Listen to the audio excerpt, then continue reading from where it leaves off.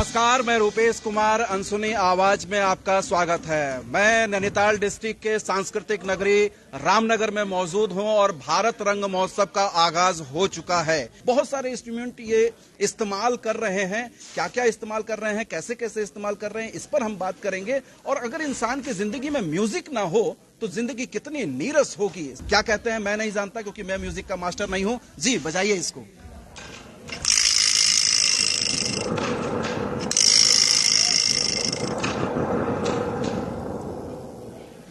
तो ये कमाल की चीजें और ऐसी बहुत सारी चीजें आप इस्तेमाल कर रहे हैं। ये रखा है, ये रखा है, क्या क्या है मुझे किसी का नाम नहीं पता, लेकिन भास्कर भाई से जानेंगे। भास्कर भाई, बहुत संक्षिप्त में आपका परिचय पहले। नमस्कार, मैं भास्कर जी कुंवर, मैं असम से हूँ और मैंने म्यूजिक में ही मेरा ग्रेजुएशन मास्टर्स मैंने पढ़ाई इसी में ही किया है। जी, कहाँ से किया आपने मास्टर? डिब्रूगढ़ यूनिवर्सिटी, असम से ही।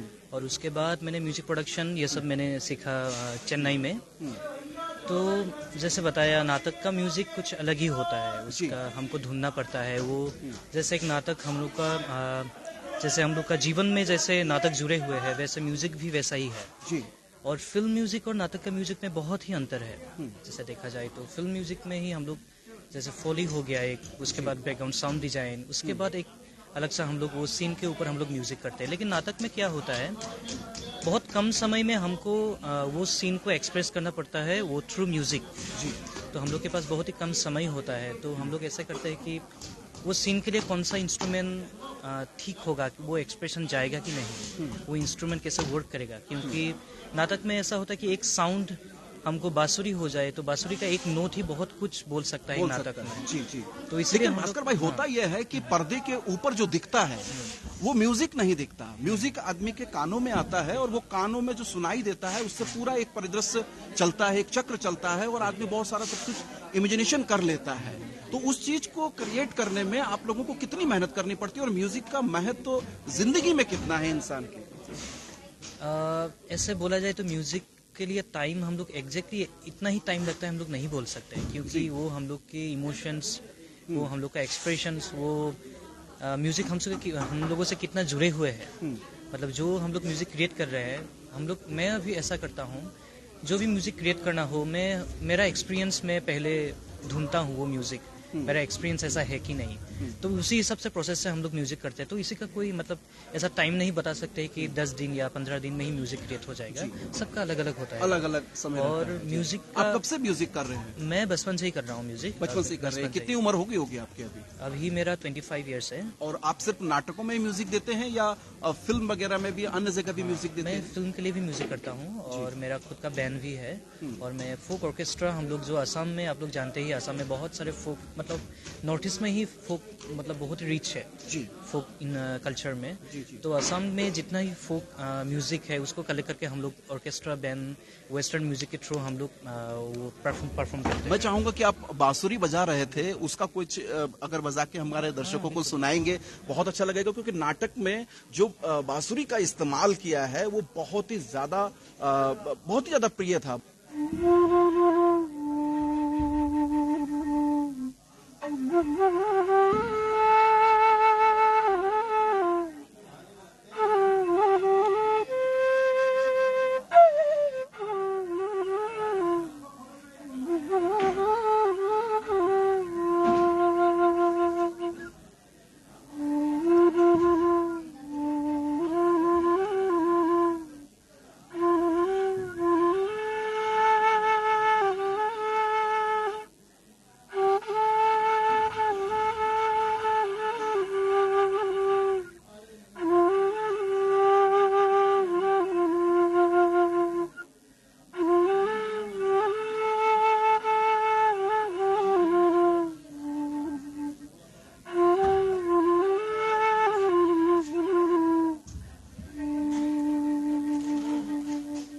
बहुत ही शानदार, बहुत ही मधुर आवाज मतलब बांसुरी की आ रही थी। मैं भास्कर भाई आपसे चाहूंगा कि जितने वाद्य यंत्र यहाँ पर आपने रखे हुए हैं, सबसे उठाकर एक बार कि वो कैसे बजता है, शायद बजा ना पाए, लेकिन इंट्रोडक्शन जरूर करा दें हमारे दर्शकों को कि क्या क्या इस्तेमाल करते हैं। ये क्या चीज? ये एक्चुअली ये एक सीड से बनता है, ये एक सेकर है, ये हैंडसेल सेकर बोलते हैं हम लोग। ये एक्चुअली अफ्रीका में यूज होता है। ओके। तो इसको हम लोग ऐसा करके इससे पानी का साउंड भी हम लोग क्रिएट कर सकते हैं नाटक में। ऐसे हम कितने लोग तरीके का साउंड इसमें क्रिएट हो पाता है? ऐसे ही हम लोग ज़्यादा नहीं, ये जो हो रहा है और इस वो आपके ऊपर है कैसे आप वो यूज़ कर रहे हैं जी, वो आपकी क्रिएटिविटी क्या बोलते क्या है इसको? ये हैंडसिल सेकर है, ये अच्छा, सेकर्स है। जी, और इसके वैसे अलावा ये भी एक लैटिन परकशन है, ये भी एक सेकर ही है, ज़्यादातर यूज़ किया हुआ आप लोग देखा ही होगा। बहुत लाइट म्यूजिक हाँ। इसको। हाँ, और ये है असम का एक फोक इंस्ट्रूमेंट, डोगोर बोलते हैं इसको। जी, ये कैसे प्ले करते हैं इसको?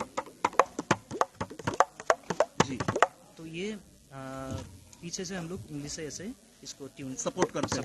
हैं इसको जी, बजाने। जी, और ये भी असम का ही एक फोक इंस्ट्रूमेंट है, इसको नेगेरा बोलते हैं हम लोग। नगाड़ा बोलते नेगेरा, हैं। अच्छा, नेगड़ा। हाँ, नगारा लोग थोड़ा सा बोलते हैं, नजदीक से नेगरा। दिखा दीजिए शाली जी। हाँ, नेगरा, नेगरा बोलते हैं हम ये कैसे प्ले होता है सर?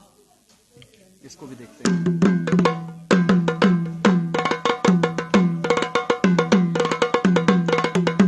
ऐसे ये प्ले होता है। जी, इसके अलावा और क्या क्या चीजें ये आप इस्तेमाल सिंबल करते से हैं? आप लोग ड्रम हाँ, का सिंबल ये तो जो ड्रम है, में इस्तेमाल होता है। और ये आमतौर उत्तर पर। प्रदेश का ही नगारा है। नगाड़ा है, ये बड़ा नगाड़ा है जो आमतौर पर रामलीला वगैरह में हाँ, हमारे यहाँ बिल्कुल, इस्तेमाल बिल्कुल, होता उसमें है। यूज होता है जी। ऐसे। और वैसे मैंने अभी ये आपका ये भी एक लैटिन परकशन ही है, इसको स्लैफोफोन बोलते हैं। अच्छा, और ये अभी मैं यूज किया ही था उसको। तो ये कहाँ का वाद्य यंत्र है? ये तो चूंकि इंडियन नहीं है। हाँ, ये लैटिन इंस्ट्रूमेंट है, लैटिन है। लैटिन अच्छा, इंस्ट्रूमेंट ओके, है। ओके, हाँ। और आपका जी, तो देखिए ये पीछे बक्से में बहुत सारे इंस्ट्रूमेंट रखे हुए हैं और सबका इस्तेमाल आपने नाटक में किया है। तो नाटक सिर्फ मंच पर अभिनय करने वाली कला नहीं है, डायलॉग्स बोलने वाली चीज नहीं है। इसमें लाइट, साउंड, म्यूजिक, हर चीज का बहुत ज्यादा महत्व होता है। जी, और ये है थंडर ट्यूब। थंडर ट्यूब इसलिए बोला जाता है कि बादल गरजना ये सब हम लोग हाँ। साउंड इसमें क्रिएट कर सकते हैं, एक मूड क्रिएट होता है इसमें। ओके। तो ये थंडर ट्यूब है।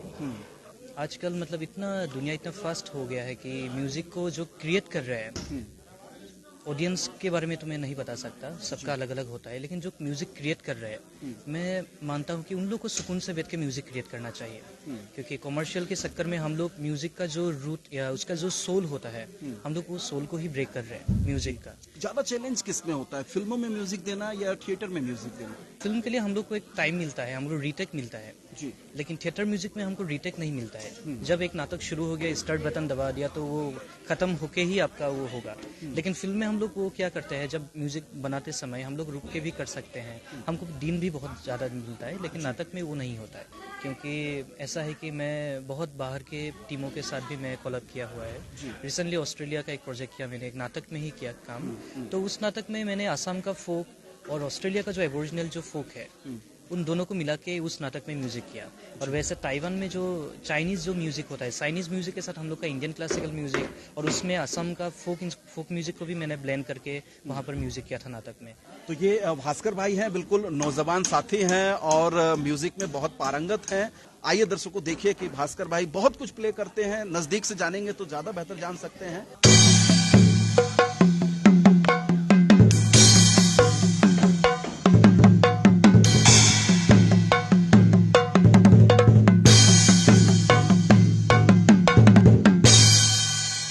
बने रहिए अनसुनी आवाज के साथ। अनसुनी आवाज के फेसबुक पेज को फॉलो कीजिए। आप हमको यूट्यूब पे भी सब्सक्राइब कर सकते हैं। बहुत शुक्रिया, धन्यवाद, नमस्कार, शुभ रात्रि।